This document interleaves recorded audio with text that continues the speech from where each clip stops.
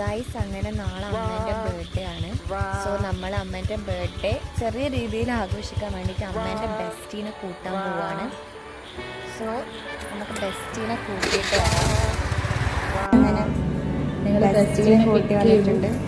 Night dress തന്നെയാണ് ഉള്ളത്, പക്ഷെ ചൊട്ടയൊക്കെ തൊട്ടിട്ടുണ്ട്. എന്നാണ് എന്തിനാ നമ്മൾ കേക്ക് വാങ്ങിച്ചത്? എന്തിനാ കേക്ക് വാങ്ങിച്ചത്?